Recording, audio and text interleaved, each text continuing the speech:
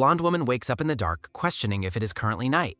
Exploring her surroundings, she finds herself in a dungeon cell and asks where she is. Sensing a presence, the blonde woman expresses fear that a beast is nearby. She calls out into the darkness, asking if there is anyone else present. The red-haired man asks if she is the prisoner who recently arrived in the dungeon. She mentions her crimes while the red-haired man identifies her as the one who injured the Archduke. Mia Rishikia becomes overwhelmed with distress and begins to weep silently. The red-haired man considers her an ally against the monstrous Archduke who crippled him. Mia recalls her reincarnation and realizes this specific event was not in the original story.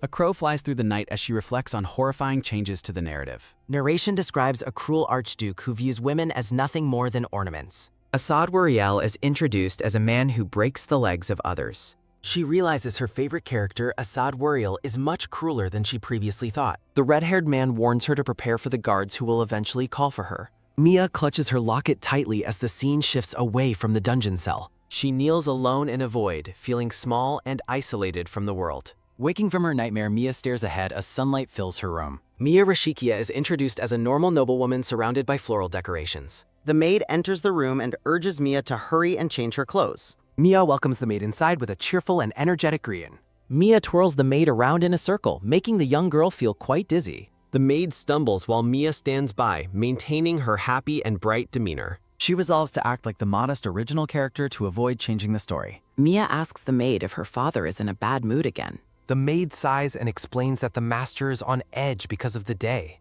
Mia smiles as she realizes the significance of the event scheduled for today. The maid worries about what the Archduke might do if their debt remains unpaid.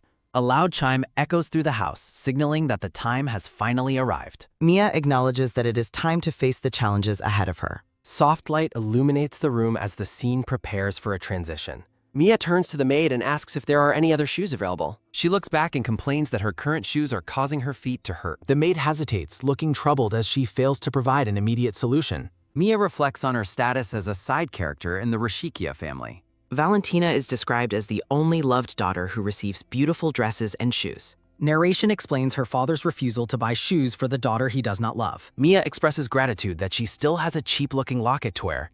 The maid apologizes, but Mia reassures her with a wide and happy smile. Mia tells the maid not to look so sorry about the situation. She looks away and expresses a genuine interest in living her life as Mia. Mia enthusiastically declares her desire to be Mia and embrace her current role. Valentina is destined to rise as an empress according to the original novel's plot. Mia hopes for a luxurious life as the sister of the future empress. She celebrates the prospect of enjoying luxury without attracting any unwanted attention. Thinking back on her past, she refuses to return to her previous way of living. Mia sets a firm goal for herself to find employment and secure the future. She maintains a calm and pleasant expression while planning her next moves. Narration notes the original Mia's ability to answer all the Archduke's questions fluently. Mia remembers being shocked by the character's competence when she was a reader. She plans to use her knowledge of the novel like answering past exam questions. The maid informs Mia that an Imperial enforcement officer has arrived, causing her immediate alarm. Mia Rishikia looks radiant and thrilled as she prepares for the momentous encounter with the Archduke. She reflects on the Archduke's legendary beauty, noting his illustration in the novel was truly magnificent. Mia and the maid excitedly enter through massive, ornate double doors toward the bright light beyond. They peer over a balcony, looking down into the grand hall at the assembly gathering below. A sweeping view showcases the opulent interior of the mansion, bathed in a warm, glowing light. Mia spots her father kneeling submissively on a red carpet before the imposing Archduke Asad Wariel. The head of the Rishikia family remains bowed low, showing extreme deference to the powerful noble. Mia observes Valentina weeping and notes that the heroine's crying face is remarkably beautiful and effective. While planning to entrust her future to Valentina's beauty, Mia suddenly loses her balance and trips. Mia falls through the air in a comical, sprawling pose as she plummets toward the floor. She regrets wearing uncomfortable shoes as she realizes she is falling directly toward the stern Archduke. A massive sound effect signals a chaotic impact as Mia crashes into the center of the hall. Mia lands awkwardly in Asad's space, and he stares down at her with a cold, piercing gaze. Well, that's one way to crash a party without even being on the guest list. Stunned by his striking appearance, Mia can only think about how incredibly handsome his face is. Asad touches his forehead and asks if his face is weird because she keeps staring at him. The Archduke repeats his questioning, looming over Mia while she remains paralyzed by his intense scrutiny. Mia blushes deeply, internally complaining that his intense response to her stare is far too exaggerated. A gleaming sword is suddenly drawn and pointed directly at Mia's face, catching her completely off guard. The brown-haired guard asks if he should cut it, sending a wave of terror through Mia. Horrified, Mia wonders if the guard intends to slice her neck for the accidental physical contact. Assad maintains a chillingly indifferent expression as he looks down at the terrified woman on the floor. Mia is stunned that her once favorite character would consider cutting her neck over a simple fall. As Assad sheaths his weapon, Mia decides that he has officially lost his status as her favorite. She internally screams, labeling the Archduke a crazy-looking psychopath for his terrifying and lethal overreaction. During the chaotic landing, Mia's locket slips from her grasp and falls onto the red carpet. Mia watches in shock as her most personal item hits the floor right in front of him. Assad picks up the locket and remarks that the hair inside belongs to his own head. He mentions an incident at the square yesterday, causing her family to gasp in collective horror. Mia recalls pulling his hair at the square and her subsequent frantic panic in a flashback. She resolves that crying is useless and prepares to face the consequences of her past actions. Mia reminds herself of her reincarnation and determines not to be cornered by the handsome psychopath. A visual prompt appears, offering Mia 3 choices on how to respond to his blunt accusation. Mia chooses to deflect, suggesting that the Archduke is perhaps being a little bit too self-conscious. Assad is visibly taken aback by her audacity and asks her to repeat her bold statement. Mia fabricates a lie, claiming the hair belonged to a clever black dog she once owned. She continues her detailed lie, describing the dog's smile, while Assad watches her with suspicion. Mia describes the dog's pointed features, unaware that Assad is about to expose her true secret. Assad opens the locket to reveal a portrait of himself, proving Mia's dog story is false. Assad mockingly suggests she must have liked the dog enough to sew initials on her handkerchief.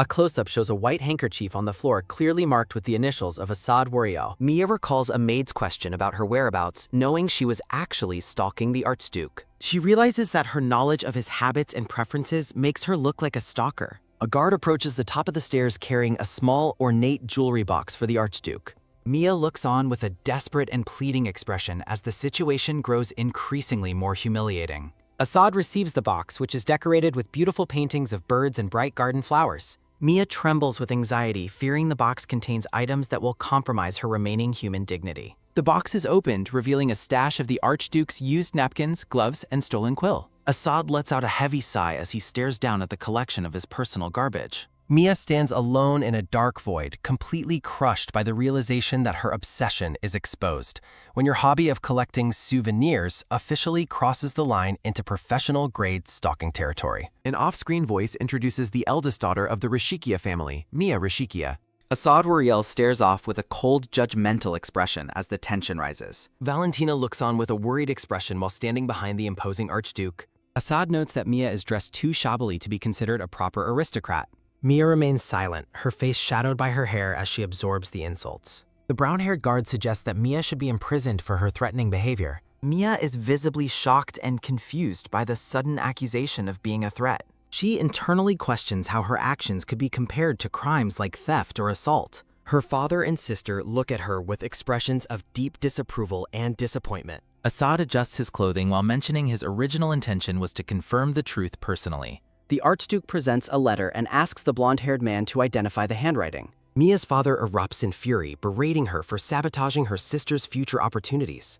Assad sighs in annoyance as Mia's father continues to yell at her in the background. Mia pleads for mercy while the Archduke observes her with an unyielding and frosty gaze. Feeling cornered and humiliated, Mia looks up with a tearful and deeply flushed face. A cold command echoes through the hall, ordering the guards to take Mia away. Narration reveals that Mia has spent 3 lonely days imprisoned within the Dark Tower. Her meager prison rations consist only of thin soup and water provided twice daily. A disgruntled guard complains about the stairs while bringing food to the insatiable prisoner. Mia watches from behind her bars as the guard stops in front of her cell. She considers the possibility of bribing the guard to escape her current miserable condition. Mia calls out to the man, hoping to engage him in a helpful conversation. The bearded guard responds with a sharp and impatient question, clearly annoyed by her presence. Mia attempts to charm the guard by asking if he would like her ring. A close-up highlights the expensive ring Mia hopes will secure her freedom from the cell. The guard stares intently at the bribe, his true intentions remaining hidden behind a stern face. Mia triumphantly declares that she has caught the guard in her web of bribery and deceit.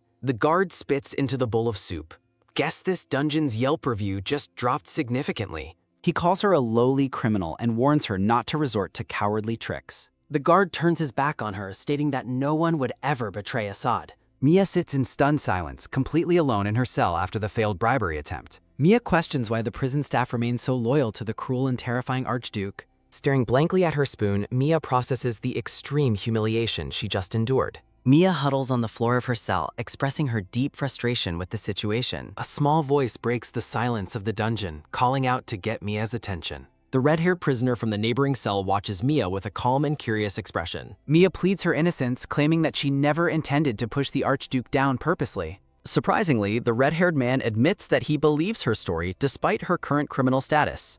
He explains that the real problem lies with the letters the Archduke believes she sent. A blood-stained letter is shown as Mia reflects on the original character's mysterious past actions. Mia realizes that her predecessor was obsessed with the Archduke to a truly delusional level. A chibi-style Mia panics while remembering a letter demanding the enemy leave the capital. Mia realizes the suspicion of blackmail is what truly ruined her chances for a peaceful life. Mia notices a small boy peeking around the stone pillars of the dark prison hallway. She wonders what a young child could possibly be looking for in such a place. Mia asks the boy if he is searching for something, pointing toward the wooden bucket. The young boy stands silently, watching Mia from a distance with a suspicious and cold gaze. Mia tries to be friendly, praising the boy as a good child for running errands. The boy bluntly rejects her small talk and calls her a wrinkly old witch instead. Enraged by his rudeness, Mia reaches through the bars and threatens the insolent young boy. Mia laughs while clarifying she is not old or wrinkly, though he's half right about the witch. Mia confirms her status as a witch with a sinister expression while lightning crackles behind her. The boy yells that the guard warned him she was a hag unfit for the Archduke. He demands she release his hand so he can go sell flowers in the plaza. The boy claims she won't get any flowers even if she begs from her cell. Mia tries to suppress her rage, fearing that losing her temper will ruin everything. Mia asks about the flowers, and he explains he is saving for a gift for his mother. Mia looks on thoughtfully, considering the boy's situation. A close-up of his tattered clothing highlights the boy's clear financial struggles. Mia reflects on the original story, realizing this is a poor time for selling flowers. Mia shocks the boy by asking if he knows the date since the spring festival. The boy mocks her again, questioning if old hags are also unintelligent. Mia asks for the date, explaining that she has lost track while being locked away. He identifies the day as the 5th, leading Mia to count the remaining time on her fingers. Mia warns him of an incoming 3-day storm and advises him to stay indoors today. The boy remains skeptical, demanding to know how a prisoner could predict the weather. Mia beams while explaining that wise women are often called witches for their foresight. The young boy stares at Mia with a bewildered and troubled expression. Mia observes the crying boy, noting his innocence despite his earlier insults and rude behavior. The boy despairs over his inability to buy his mother a gift without selling flowers. Mia offers to assist the sweet boy who is so concerned for his mother. Mia hands her sparkling ring through the iron bars as a gift for the tout. The boy stares in awe at the sparkling ring held within his palms. Mia requests a small favor in return for the valuable ring she just gave him. The boy is startled and asks what kind of assistance the criminal lady requires. Mia is amused by her promotion from hag to lady as the boy agrees to help. Mia insists the task is simple, though the boy remains extremely skeptical of her claims. Mia prepares to utilize acting skills she never possessed in her previous life to survive. She reflects on the embarrassment but decides clearing the blackmail charge is her top priority. Mia declares her love for the Archduke, recalling how cool he seemed in the original novel. Confident in her beauty, Mia feels she has perfectly executed the required emotional performance. The boy stares blankly at her, processing her dramatic and unexpected confession of love. He finally agrees to assist her by fetching paper and a pen for the letter. Mia smiles as she notes he is still addressing her with a more respectful title. The boy suddenly stops and turns back to her, having remembered one last condition for their deal. He demands she give up on the Archduke after writing the letter, despite her appearance. Mia yells back that she is attractive and that the Archduke is truly special to her. The boy suggests she would be better off with the guard standing near the Archduke. Apparently, even in a dungeon, everyone's a dating coach. Night falls over the castle, with clouds drifting slowly past a pale, glowing moon. Assad Wariel sits at his desk in an opulent office, focused on writing late at night. A close-up shows the Archduke's intense and cold gaze as he continues his nightly work. The brown-haired guard approaches his master while carrying a stack of documents and a letter. The guard presents a specific paper to Assad, indicating there is something he must see. Assad takes the document silently, his expression remaining unreadable and stern. Narration reveals that the handwriting on the paper matches the one found on the blackmail letter. The guard reacts with shock and confusion as the truth about the letter comes to light. Narration identifies Mia Rishikia as the blackmailer over a scene of the Dark Night Sky. Mia's smiling face is superimposed over the prison tower where she remains confined. The scene concludes with the final identification of Mia Rishikia as the sender of the letter. Assad Ruriel considers the possibility of a traitor while Mia remains imprisoned in the tower. Shuri rejects the idea, stating the tower guards are loyal families serving for generations. Assad realizes that doubting his men would mean he falsely accused an innocent noble lady. A heavy sigh escapes the Archduke as he leans over his desk, feeling deeply troubled. Shuri reminds his master that Mia Rishikia has a documented criminal history of theft and assault. Assad dismisses her past as obsessive accidents, deciding her current prison time is enough punishment. Shuri privately muses that framing the woman for the blackmail charges would solve all their problems. Assad tires of the debate and commands the lieutenant to arrange for her immediate release. Observing the storm, Assad decides to delay her release until the rain stops for her safety. Shuri mockingly praises the Archduke's mercy while agreeing to release her once the weather clears. The lieutenant asks if it is time to transfer judicial responsibilities over to the Pridal family. Assad confirms the transfer, expressing a desire to avoid being nagged by the demanding noblewoman. Shuri reflects on Maureen Pridal, a terrifying woman who would cause chaos if things went wrong. Assad brings the conversation back to the present moment as they continue their late-night work. With an intense gaze, Assad reprimands his lieutenant for chatting instead of finishing the piled paperwork. Shuri defends his workload and suggests that the Archduke hire a secretary for the administrative tasks. The lieutenant smiles while the exhausted Archduke sighs behind his desk covered in ornate documents. Shuri tells Assad to keep the night after tomorrow free for an incoming messenger pigeon. A close-up shows the lieutenant's mouth as he finishes delivering the schedule to his master. A somber stone texture reflects the passage of time and the shift in the narrative atmosphere. Rain lashes against the narrow, barred window of the dark and oppressive cell where Mia waits. Mia wonders why the Archduke hasn't reacted since the boy delivered her letter this afternoon. She begins to panic, fearing that her plan was discovered and the blackmail officially exposed. Imaginary heavy stones labeled with crimes crush Mia as she calculates the long list of charges. Overwhelmed by anxiety, Mia clutches her head and tries to process the gravity of her situation. The red-haired prisoner recalls how the monstrous Archduke stole his fiancée and permanently crippled his legs. Mia reflects on the original Dark Moon novel, realizing the story has deviated into a nightmare. An illustration shows Valentina, the beautiful heroine destined to become the Empress in the original narrative. Mia regrets her failure to secure the safe position of the Archduke's secretary as intended. She envisions the original plot where Valentina flourished under the protection of a powerful emperor. The flashback shows the radiant heroine being cherished by her destined lover in the imperial palace. A grand ballroom scene appears, depicting the happy ending Mia was supposed to witness from afar. Mia closes her eyes, mourning the peaceful life she was meant to have as Valentina's sister. Determination replaces her fear as Mia resolves not to let the story's major events be ruined. Sitting alone with her meager rations, Mia prepares herself for the difficult task of escaping. Mia analyzes her surroundings, weighing the risks of using the stairs versus finding another exit. Her gaze settles on a tiny window high above, sparking a dangerous idea for her escape. Mia stands with a look of firm resolve, ready to take a chance on the rainy night. A close-up shows her reaching for her bowl, her mind already focused on the world outside. Hope returns to her face as she finally identifies a potential way out of the dungeon. A sudden flash of lightning illuminates the wall, revealing the path she must take to freedom. Mia's hand grips the edge of the stone wall as she prepares for the difficult climb. She reaffirms her goal internally, certain that she has finally discovered a viable exit. Mia calls out to the neighboring prisoner, breaking the silence of the cold stone hallway. Mia announces her escape, but the man warns her that using the rain will result in failure. Mia looks down thoughtfully as the man continues to express his deep skepticism of her plan. She insists that tonight is her only chance because the rain will stop by tomorrow morning. The red-haired man asks how she can be so sure, questioning if she is actually a witch. Mia promises that she will find a way to help the man once she has successfully escaped. The man scoffs at her insanity, warning that the courtyard guards will kill her instantly. The red-haired prisoner warns Mia that being caught means facing the Archduke's interrogation. Mia sighs as she stands alone in her dark cell, contemplating her next move. Looking toward the narrow window, Mia prepares herself for a daring and desperate escape. Mia reaches for the high window, noting that the mud frame has been weakened. She observes that the constant rain has successfully loosened the window's old mud-based frame. Mia's mud-stained hand confirms that the window is now vulnerable enough to be removed. A look of pure joy washes over Mia as she realizes freedom is within reach. Mia grunts with effort as she begins to pry the iron bars from the wall. Deciding to use her dress, Mia starts tearing the fabric to create a makeshift rope. Having gathered every scrap of fabric, Mia stands ready to begin her dangerous descent. Looking out into the rainy night, Mia expresses disbelief that her first climb is a prison break. Mia takes a deep, steadying breath before finally beginning her risky escape into the storm. Clinging to her fabric rope, Mia slowly makes her way down the side of the tower.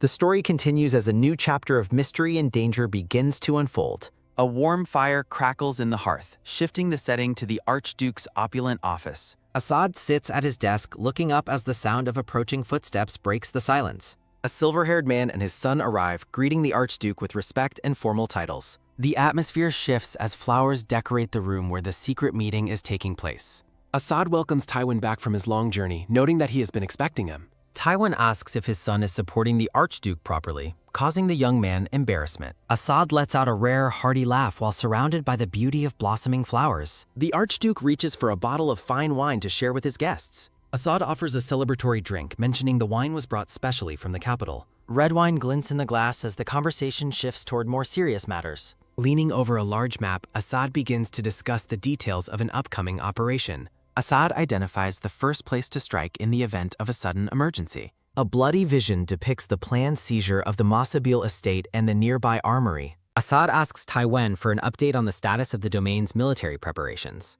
Taiwan confirms they have stockpiled enough weapons and supplies to march on the capital. Assad commands that the elite cavalry will storm the palace and eliminate the crown prince. He details seizing the armory and surrounding the perimeter to complete the secret rebellion plot. A sudden movement outside the window catches Tywin's eye as a shadow hangs there. Assad reacts with lethal intensity, realizing that an intruder has just overheard their treasonous secrets. Mia clings desperately to her makeshift rope, unaware that she has just been discovered. Her foot slips on the wet stone, and Mia groans as she struggles for grip. Panicking internally, Mia realizes her escape attempt has taken a turn for the worse. Mia encourages herself to stay strong since she is almost at the ground level. Mia's eyes widen as she hears the men inside discussing a march on the capital. She realizes with horror that she has just accidentally stumbled upon a massive rebellion plot. The gravity of the situation is revealed as the rebellion plot becomes a terrifying reality. Mia questions why she had to overhear such dangerous information at this exact moment.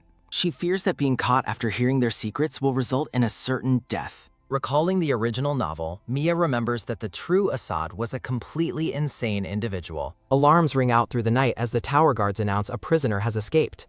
A blade severs Mia's fabric rope, causing her to fall toward the dark ground below. Mia looks up in terror as the guards use their swords to cut her lifeline.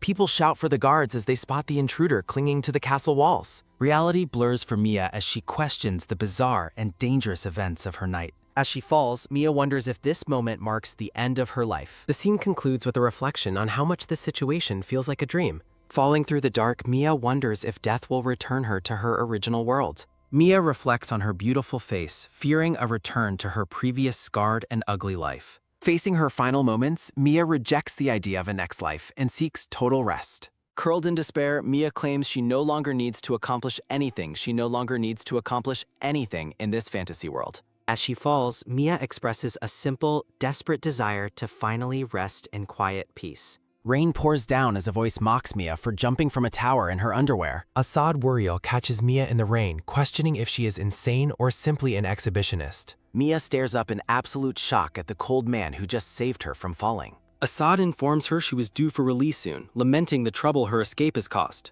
The brown-haired guard shouts at Mia to stop clinging to the Archduke and get off immediately. Startled, Mia quickly detaches herself from Assad while apologizing for her unintended proximity during the rescue. A heavy, silent tension fills the rainy air as Assad and Mia share a lingering gaze. Assad lets out an exhausted sigh while beginning to unbutton his damp black shirt in silence. Assad wraps his shirt around the shivering Mia, surprising her with this unexpected gesture of protection. Now shirtless, Assad sternly orders the guards to transport the captive woman to the interrogation room. Guards lead the bound Mia away as she remains draped in the Archduke's oversized black coat. Tears stream down Mia's face as she internally begs for death to escape her mounting embarrassment. Her resolve shifts instantly, and she admits to herself that she desperately wants to survive instead. Assad's insulting words about her jumping in her underwear echo through her mind, fueling her shame. Mia relives the mortifying moment Assad questioned her sanity while holding her in the cold rain. Chibi Mia fusses internally, complaining that the Archduke didn't have to be so blunt about her clothes. Mia reflects on the extreme humiliation of standing nearly naked in front of the castle's entire guard. Clenching her bound fists, Mia realizes that the fear of death far outweighs her current embarrassment. Mia apologizes to the body's original owner while recommitting herself to staying alive at any cost. A guard announces the prisoner's arrival as he pushes Mia into a dimly lit interrogation chamber. A voice from the shadows commends the guard for successfully delivering the captive woman for questioning. Assad sits cross-legged on a wooden chair, looming over a fearful Mia as she kneels below. Assad addresses Mia by name while she dreads the punishment for overhearing his secret rebellion plot. Mia fears that a broken leg was a merciful lie and that execution is her likely fate. Assad's sudden question catches Mia off guard, prompting a confused and startled reaction from the prisoner.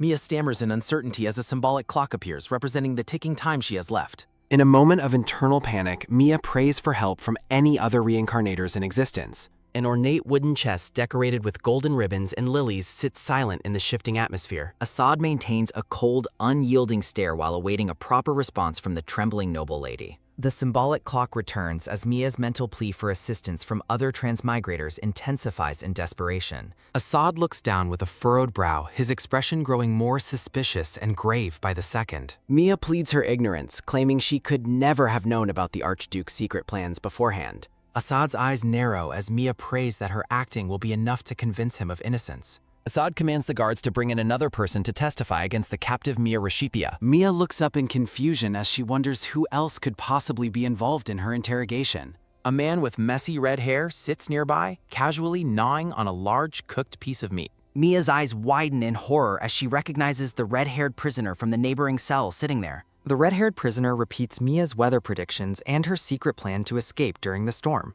Stunned by the betrayal, Mia can only whisper a questioning title to the man she once trusted. The red-haired man mocks her alleged witchcraft, recalling how he warned her escape was a reckless suicide. A vision of Mia's hopeful face appears as she remembers promising to save the man after escaping. Mia cries out, asking why the man would betray her, but he dismisses her with a smirk. Mia realizes the man lied about his disability and wonders why he mentioned the Archduke to her. Mia is devastated to learn that her supposed allies sold her out for a single piece of meat. The red-haired man laughs about his delicious meal while Mia screams that he is a terrible person. A scream of "You monster!" rings out amidst a scene of chaotic darkness and splattered ink. Assad Wuriel sits calmly as he commands that the current situation has finally gone far enough. With eyes closed, Assad orders the execution of a sentence while blood splatters through the air. Guards drag the red-haired man away as he screams in confusion about his ignored betrayal. Assad declares that betrayal requires atonement while a bound Mia trembles on the floor below him. Mia clutches her bound hands in terror, realizing a person was just taken for immediate execution. A heavy silence fills the interrogation room as Assad looms over the kneeling and captive Mia. Turning his gaze away, Assad sternly states his deep hatred for both traitors and liars.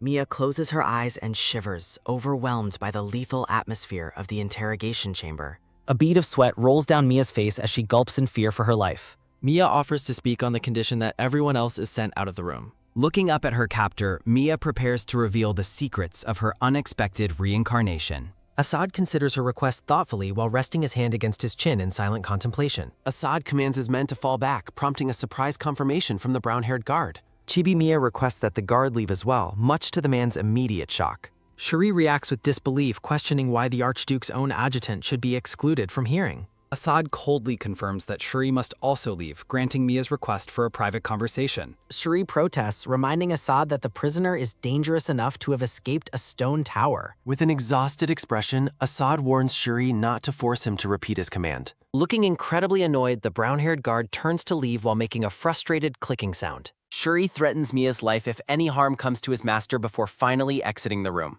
The heavy stone door shuts, leaving Mia alone with the man she once admired. Alone in the dim chamber, Mia and Assad face each other in a high-stakes standoff. Mia reflects on the surreal feeling of being interrogated by the character she once deeply adored.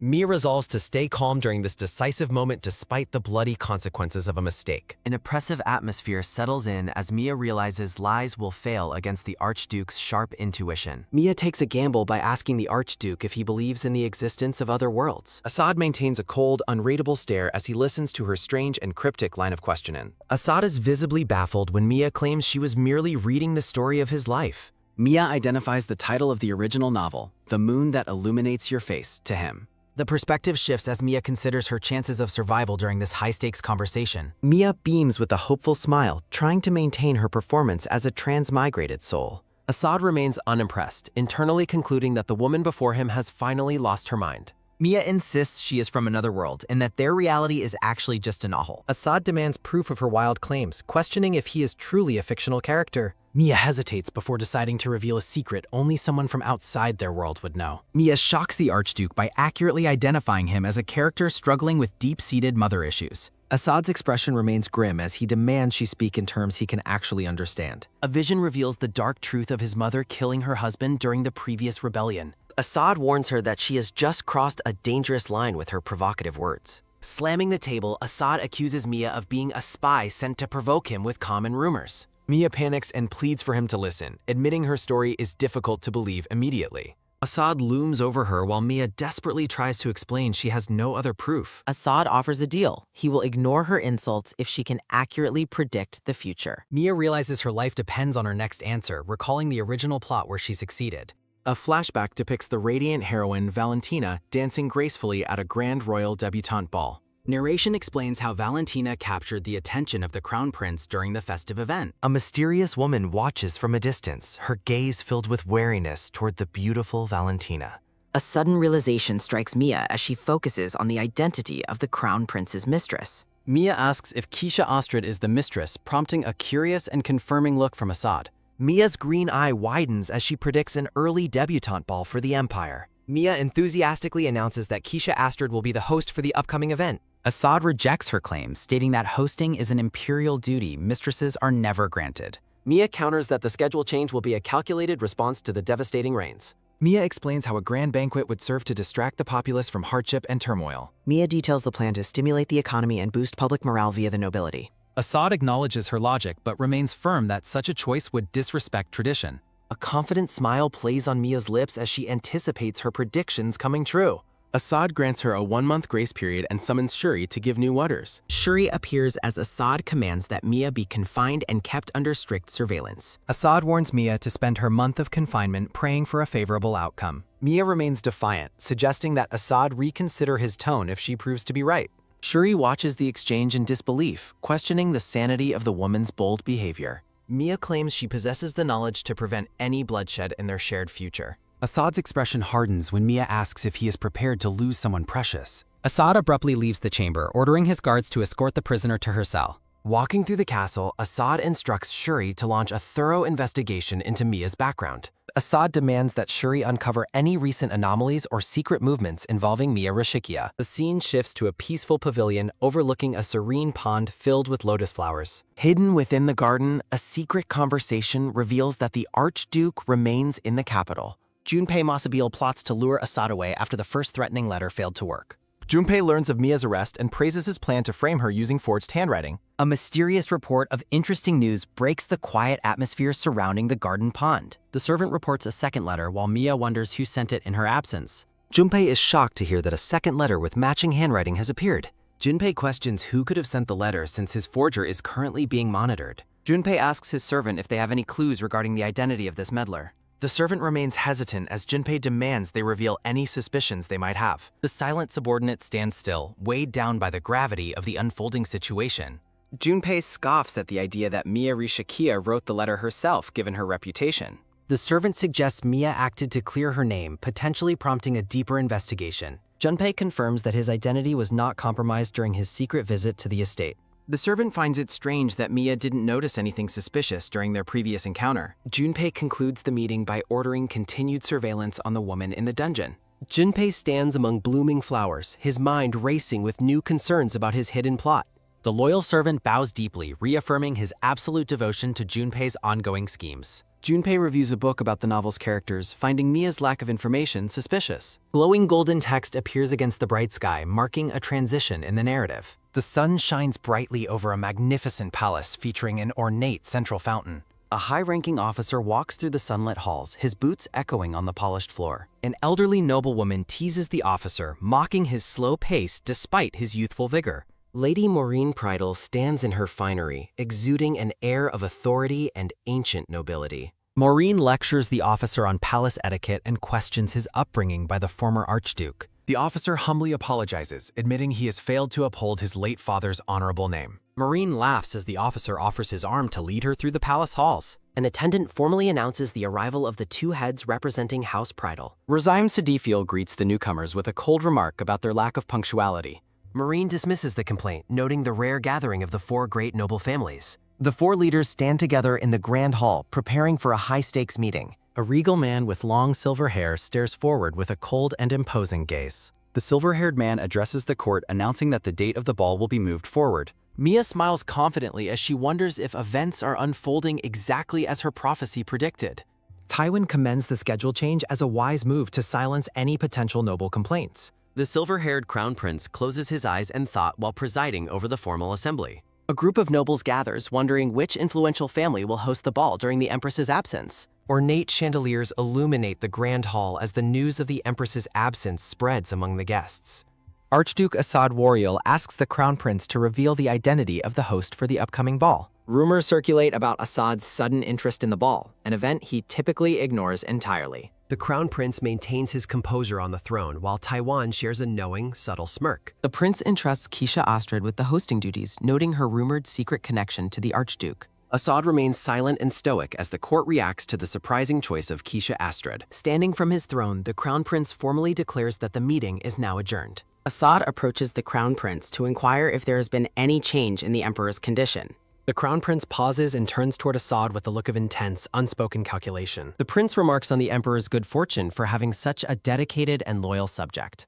Assad learns that the emperor shows no recovery signs while a notification confirms the ball's earlier date. Mia flashes a victory sign, celebrating that her prediction about Keisha Astrid becoming the host was correct. Assad stares down in a moment of deep, conflicted thought regarding the accuracy of Mia's predictions. Assad tries to dismiss her foresight as a ridiculous prophecy despite the events matching her words. The scene shifts to a private office where Mia and Assad sit across from each other. A tray of donuts and cakes sits on the table between the Archduke and his captive. Assad observes Mia, internally labeling her a shrewd woman who knows she currently holds an advantage. Assad offers Mia a bite of food, but she insists on hearing his purpose first. Assad smiles as he claims he went through significant trouble to prepare the meal for her. Mia firmly rejects the offer, refusing to be swayed by the Archduke's unexpected hospitality. Mia demands to know the specific reason why the Archduke has summoned her to his office. Mia reiterates her question, staring intently at Assad while awaiting an explanation for her presence. Assad considers it difficult to believe Mia as a Rashikia girl given her blunt and direct personality. Assad decides to get straight to the point, stating he wants to avoid misjudging and hurting his men. Assad asks for the details of her bloodless method where everyone can achieve a happy outcome. Mia asks if he finally trusts her, and Assad agrees to proceed with her plan for now. Mia asks if her safety is guaranteed from various execution methods like hanging, burning, or beheading. Mia's eye reflects her deep fear as she specifically questions if she is safe from having her legs broken. Assad looks at Mia with a bewildered expression, confused by her sudden preoccupation with various punishments. Chibi Mia asks if he plans to drag her to bed, causing the Archduke immediate irritation.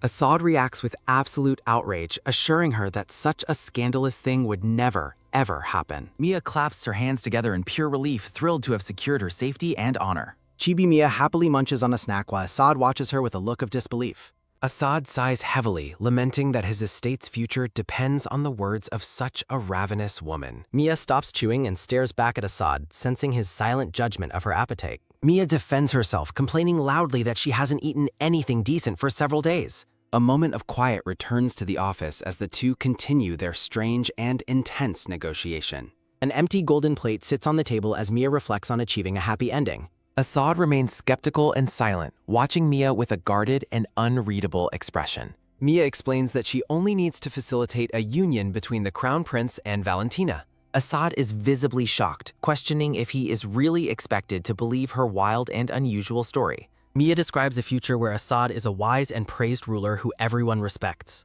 Assad asks if this plan is merely a trick designed for the benefit of the Rishikia family. Mia reassures him that status differences or mistresses won't matter once the prince and Valentina fall in love. Mia enthusiastically tells Assad to simply arrange their meeting just as it happened in the original story. Assad asks about the meeting schedule and decides to listen to her explanation for now. Mia admits she couldn't share her secrets with anyone, prompting Assad to question her omissions. Mia clarifies that her relevant memories began on the specific day of her arrest. Mia explains her original intentions while Assad remains skeptical of her past suspicious actions. Assad acknowledges the accuracy of Mia's prediction regarding the rescheduled Imperial debutante ball. Mia reflects on the original story's destiny while prioritizing her own immediate survival. A moment of quiet relief follows the successful negotiation of her new position.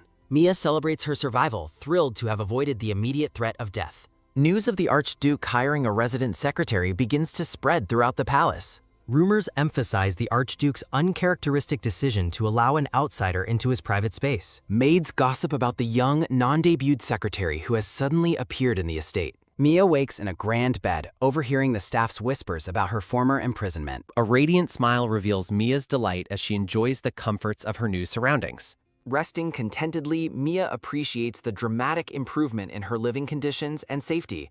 Assad formally designates Mia as his new Secretary of Protocol for upcoming events. Assad assigns Mia to assist Valentina while Mia recalls her past life's job-hunting struggles. The morning sun illuminates a beautifully appointed room within the Archduke's private quarters. Mia discovers that her new bedroom is located directly next to the Archduke's own chamber. Mia worries that her proximity to the Archduke will cause the palace maids to hate her. Narrative text notes that the transmigrated Mia never actually finished reading the original novel. A memory of her past self emphasizes the gaps in her knowledge of the future. Mia ponders if the unknown second half of the story holds dangerous plot twists. Night falls on the estate as a new chapter of Mia's life officially begins. Mia's eyes snap open as she detects a sudden, unexpected presence in her bedroom.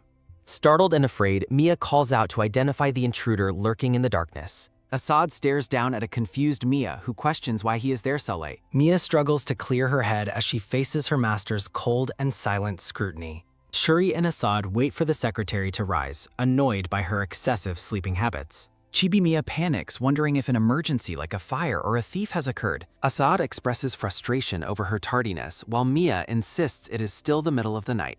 A firm response clarifies that the morning has already been underway for quite some time. Assad reveals that Mia slept through her alarm for hours, failing her first morning task. Mia offers frantic apologies as she realizes she has overslept on her first day. The Imperial Castle stands radiant under the morning sun as work finally commences. Crushed by an immediate mountain of work, Mia already feels a strong desire to quit. Assad works with relentless efficiency, leaving his new secretary physically and mentally drained. Mia suspects her master is burying her in work as a subtle way to punish her. Staggering under stacks of paper, Mia begs Assad to review her completed assignments. Assad dismisses her complaints of exhaustion, claiming the current workload is actually very light. Mia laments her haggard appearance in the mirror, mourning the loss of her initial excitement. A knock at the door announces that Mia's meal is ready, providing a temporary escape. Relieved to finally eat, Mia rushes to join the Archduke for their scheduled meal. Mia internally pleads for a single day of peace amidst the chaotic demands of her job. A lavish spread of gourmet food sits ready to rejuvenate the starving and overworked noblewoman. Mia is momentarily distracted from her exhaustion by the incredible quality of the palace food. Mia catches Assad's gaze during the meal and wonders what he is thinking of her. Mia admires the Archduke's handsome appearance, briefly remembering her past obsession with his character. Assad notices her intense staring and bluntly demands to know the reason for her gaze. The Archduke orders an immediate report on her progress, instantly ending her brief moment of peace. Mia explains that the revised ball plans require attendees to submit donations for entry. Chibi Mia looks flustered while explaining that a certain detail remains unclear. Assad lets out an exhausted sigh while Mia tenses up in nervous anticipation. A furious Assad lectures Mia on her lack of critical thinking, prompting her to offer frantic apologies. Assad rubs his temples in frustration, questioning if he must handle every detail of the report himself. Mia celebrates completing her tasks early for once, her face radiant with a sense of accomplishment. Chibi Mia hopes to finally enjoy her meal before realizing her peaceful moment is already over. Shuri looks visibly annoyed as he recognizes Mia's presence yet again during his meal. An awkward silence settles over the table as Shuri glares while Mia eats her meal nervously. Various letters and personal items appear, titled as A Collection of Mia's Past Infamy. Mia reflects on Shuri's constant hostility and the way his suspicious gaze always follows her. Exhaustion takes its toll as Mia considers resigning just to escape her master's smug attitude. A vision of the future depicts Valentina and the prince dancing amidst a flurry of petals. Mia imagines a prosperous future for herself, feeling confident about the path she has chosen. Wiping away a stray tear, Mia finds comfort in the hope that her situation will improve. The butler delivers a letter to the dining room as Assad and Shuri watch with interest.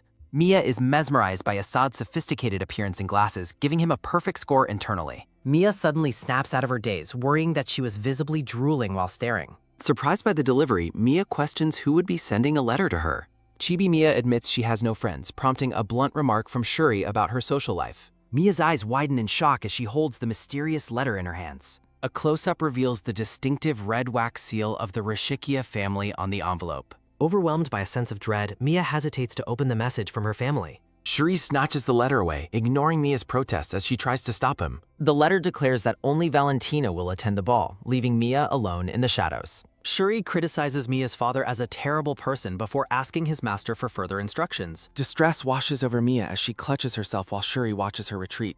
Mia formally requests to be dismissed for the evening, receiving a short confirmation from Assad. Mia's footsteps echo as she walks away from the dining hall in a somber mood. Shuri watches Mia's departure with concern while Assad remains focused on his reading. Chibi Shuri acknowledges the situation but remains conflicted about the harsh family letter. Assad taps the table impatiently, demanding to know the next part of the discussion. Removing his glasses, Assad inquires about the specific contents of the young lady's private letter. Shuri points out the hypocrisy of his master wanting to read a private letter after criticizing it. Assad justifies his curiosity as a security measure, while Shuri reluctantly accepts the logic. Assad calmly sips his tea while Shuri mentally notes how shameless his master can be. Mia accidentally steps into a deep mud puddle, crying out in frustration at her bad luck. Mia stares in dismay at her shoes and dress, which are now ruined by the mud. Leaning against a wall, Chibi Mia lets out a long, weary sigh of utter exhaustion. Mia feels a deep sting of betrayal, noting that her family's letter showed no concern for her. The message reveals a demand for money to fund Valentina's debut rather than checking on Mia. Narrative text highlights the clear favoritism shown toward the younger daughter at Mia's expense. A radiant image of Valentina appears, funded by the hard work and suffering of her elder sister. Mia compares the original story's grand ending for Valentina with her own current struggles.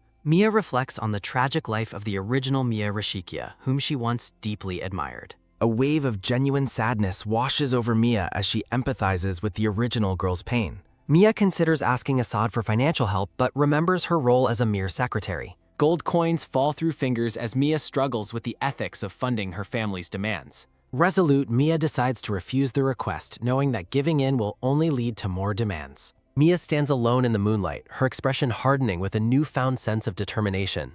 A magnificent royal carriage glows brilliantly, symbolizing the upcoming events of the Imperial Ball. Mia watches a luxurious carriage arrive, questioning why such a vehicle has appeared at the estate. Panicked, Mia wonders if she has debts to someone else who has come to collect. Junpei Masabile greets Mia with an exuberant shout, surprising her as he arrives amidst petals. Junpei asks why she didn't ride the carriage, and Mia claims she just felt like walking. Mia observes Junpei's good mood and anxiously hopes her position as secretary is still secure. The head butler appears and clears his throat to capture the attention of those present. The butler prepares to deliver a formal message that Duke Assad Warrior specifically entrusted to him. He announces that Valentina's donation is paid, granting her official eligibility for the upcoming ball. Valentina stands in shocked silence, her eyes wide as she processes the news of her approved attendance. Overwhelmed with emotion, Valentina clutches the confirmation letter and cries tears of pure joy. Junpei remarks that the Duke's special gaze toward Valentina confirms his secret intentions for her. Mia reflects on the original story, noting how her actions are rapidly accelerating the plot's progression. Mia clenches her dress as she senses the weight of the story's timeline shifting around her. The head butler clears his throat again, signaling he has more instructions from the Duke. A formal portrait of the Duke appears as the butler conveys the master's final set of instructions. The butler explains that House Warrior will now fully oversee Valentina's debutante education, delighting Junpei. Surrounded by lilies, Mia watches as a hand reaches toward her in a symbolic gesture. Junpei is left utterly speechless, his expression turning pale after hearing the butler's unexpected declaration. Valentina is thrilled to have earned the Grand Duke's trust, her face radiant with happiness. Mia imagines being a cherished secretary, but immediately questions the reality of achieving such trust. Chibi Mia violently rejects the idea of a trusted relationship, declaring the whole concept absolutely impossible. Mia labels the Duke a devilish boss, warning herself not to be fooled by his handsome face. Valentina beams with joy and thanks her sister for helping her achieve her dreams for the ball.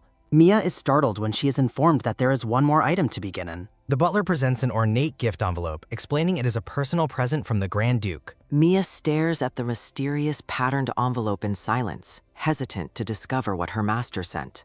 The Grand Imperial Palace stands beneath a bright sun, marking a transition to the next day. Sunlight fills a luxurious room where preparations for the upcoming events are clearly underway. Mia performs a formal 90-degree bow, determined to maintain absolute professional etiquette before her master. Assad watches his secretary's respectful greeting with a silent and unreadable expression as she remains bowed. Mia internally scoffs at herself for expecting trust, concluding that people do not change easily. Worried about being scolded, Mia rubs her aching back and hopes no one saw her struggle. Assad's sharp eyes watch Mia with intense calculation, noting her every movement during their meeting. Mia stands tall and composed, preparing herself to navigate the complex social demands of her role. Chibi Shuri warns Mia that time is rapidly running out to order dresses for the ball. Mia smirks with confidence, feeling certain that her knowledge of the story will solve her issues. Assad remains stoic and silent in his study, maintaining his imposing aura while presiding over duties. A messenger arrives at the door with the mysterious letter from Mia that was thrown at the gate. Mia rushes to take the letter while the messenger explains that the sender fled immediately. Mia looks at the letter in shock, reacting with disbelief to the news contained within the message. The letter reveals that the Crown Prince's mistress has booked every top dressmaker, leaving Mia stranded. Shuri crosses his arms and skeptically doubts that Mia's plan to find a replacement will work. Shuri reports that he just returned from the shopping district, which is currently overwhelmed by crowds. He explains that the moved-up ball date has caused a frenzy, leaving every dress shop packed. Mia bites her finger in stress, realizing obtaining 2 dresses will be a nearly impossible task. Mia stops in her tracks and desperately asks Shuri if there is truly no other way. Mia grabs Shuri and screams for help while he remains annoyed and demands she yells elsewhere.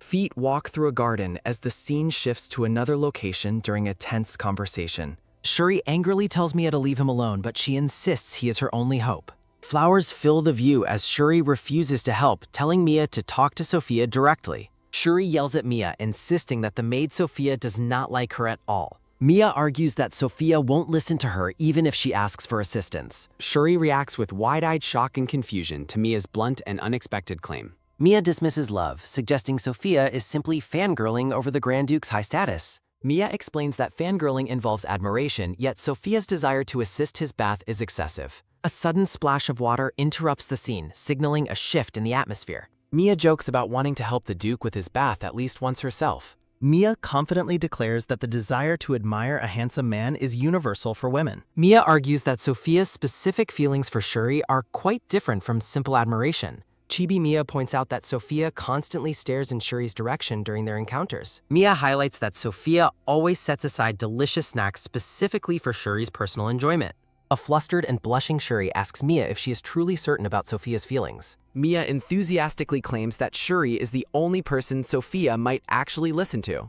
Assad interrupts the conversation, questioning if there is truly something even he cannot do. A sudden scream echoes through the garden as birds scatter in flight from the noise. Mia frantically scolds Assad for appearing out of nowhere and scaring her so badly. Assad asks if he was not supposed to hear their conversation as he approaches. Mia notices Assad is drenched in sweat from exercise and finds the sight quite overwhelming. Assad ponders the mention of a bath while Mia stares at his damp, disheveled appearance. Blushing intensely, Mia clutches her chest while imagining the scandalous scene of the Duke's bath. Assad asks Mia for clarification regarding her earlier words as he stands before her. A graceful vision of Sophia working as a maid appears amidst a backdrop of lilies. Sewing tools sit ready on a table, symbolizing the ongoing preparations for the Imperial Ball. Assad instructs Shuri to listen to Mia's request, causing the aide to nervously agree. Shuri walks away with stiff, mechanical movements, clearly overwhelmed by his intense nervousness. Mia smiles brightly as she watches the nervous Shuri retreat into the instance. Surrounded by duck icons, Assad watches Mia with a look of utter confusion and skepticism.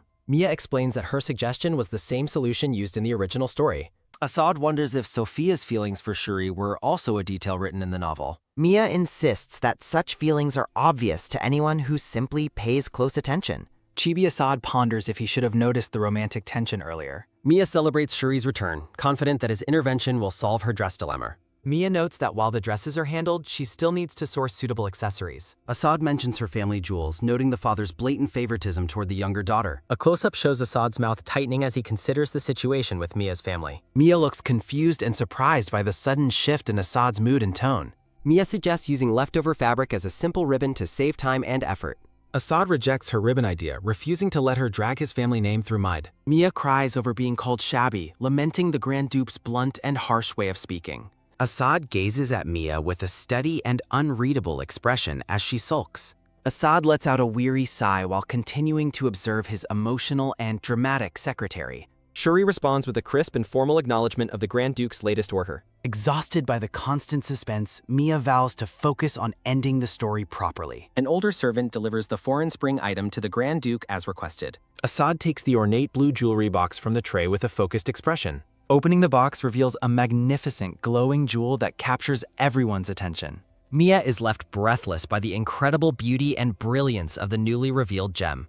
Assad holds the gemstone out and commands Mia to come closer to him immediately. The two stand in the sunlit garden, facing each other in a moment of quiet intensity. Mia gazes at the Duke with wide-eyed wonder as a sparkling aura surrounds the scene. Assad observes his secretary with a focused expression while acknowledging the sudden shift in the atmosphere. Assad agrees to the suggestion and commands Mia to turn around so he can assist. Mia expresses shock and confusion while questioning why the Duke is suddenly acting so personally. Mia internally notes that her master's behavior is once again making her feel unexpectedly hopeful. Blushing intensely, Mia remains silent while she processes the Archduke's close and intimidating proximity. The dark ribbon slides through the air as Assad prepares to secure the ornamental jewel. Standing close behind her, Assad begins the delicate task of fastening the necklace onto Mia. Assad gently lifts Mia's blonde hair to secure the black ribbon at her neck's nape. Assad maintains a silent and intense gaze as he finishes securing the jewelry for Mia.